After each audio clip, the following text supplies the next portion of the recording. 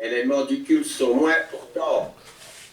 Nous nous devons d'entendre la prédication parce que la prédication fait partie des 5 éléments d'un culte. Et nous n'avons pas l'option de manquer un des seuls éléments.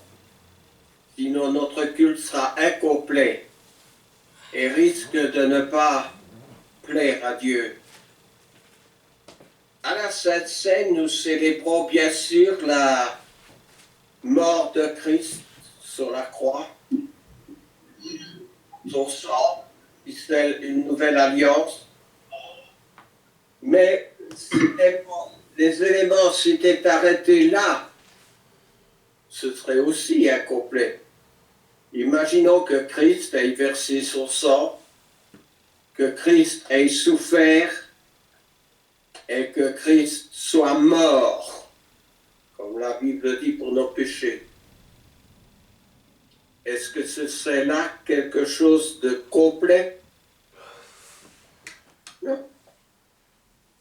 Sans la résurrection de Jésus, ce serait tout à fait incomplet. Alors la résurrection de Christ, c'est un gage pour notre future résurrection et aussi une preuve de sa divinité, qu'il est bien le Christ. Je reprends un élément de la prédication de Paul.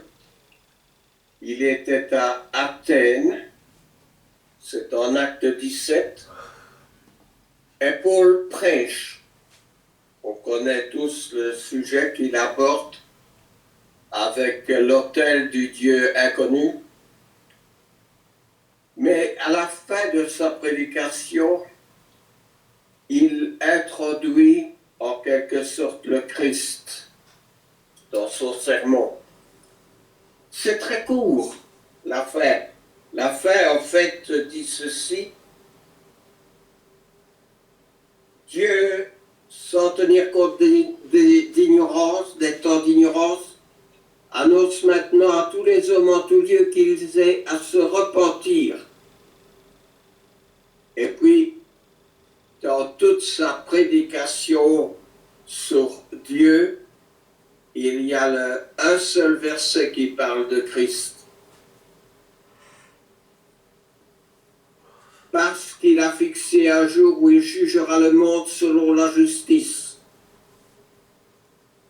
par l'homme qu'il a désigné, le Christ, et ce dont il a donné à tous une preuve certaine en le ressuscitant des morts.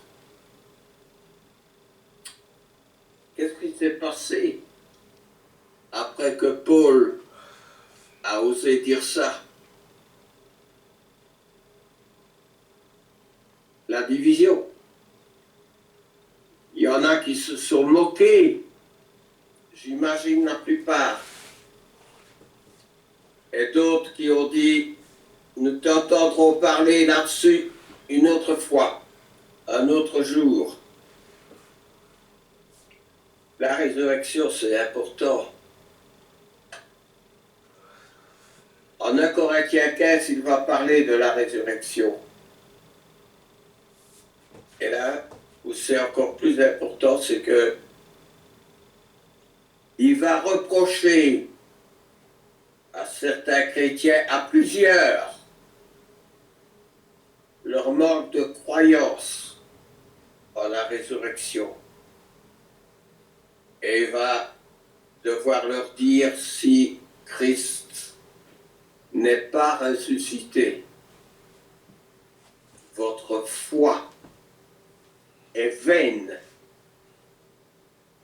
Et vous êtes toujours dans vos péchés si Christ n'est pas ressuscité. Et en plus que ça dit Paul, nous serions de faux témoins en déclarant que Dieu a ressuscité Christ alors qu'il ne l'aurait pas ressuscité. Et il dit que si Christ n'est pas ressuscité, ça ne sert à rien d'aller plus loin. Je reviens brièvement en 1 Corinthiens 15, simplement pour ajouter ceci. Si c'est dans cette vie seulement, c'est le verset 18 1 Corinthiens 15, que nous espérons en Christ, nous sommes les plus malheureux de tous les hommes. Mais dit Paul, maintenant Christ est ressuscité des morts et il est les prémices de ceux qui sont morts. Les prémices, ça veut dire il est le premier. Et nous allons suivre. Notre foi est mise à l'épreuve. Est-ce que nous croyons que nous allons ressusciter? Si nous ne croyons pas vraiment cela, pourquoi croire que Christ est ressuscité? Mais Christ, comme dit Paul, elle est ressuscité d'entre les morts. Notre vie est un court passage ici avec de la souffrance, avec tout ce que vous pouvez imaginer de pire et de mauvais. Mais si nous ne croyons pas en Christ, le pire, il est encore à venir.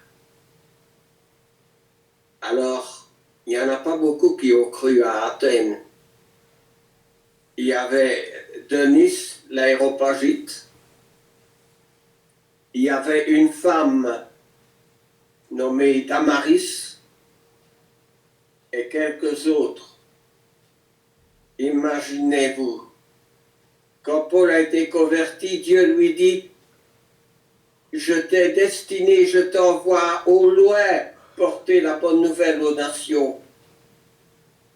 Quel résultat? Un maigre résultat, juste un peu mieux que Noé. Alors ne nous étonnons pas si il y a beaucoup de croyants en Dieu, mais ça ne va pas plus loin. Nous allons plus loin ensemble et nous allons continuer parce que nous savons que Jésus n'est pas un menteur. Et quand il a dit « je vais vous préparer une place », il est allé nous préparer une place, il nous attend. Nous sommes quelques-uns, mais nous sommes des gens heureux. Nous partageons le bonheur véritable et nous allons vivre au-delà de la pandémie, au-delà de nos misères, au-delà de la vieillesse. Nous sommes destinés à être des gens du ciel. C'est pour cela que nous allons prendre la Sainte Seine pour commémorer tout cela.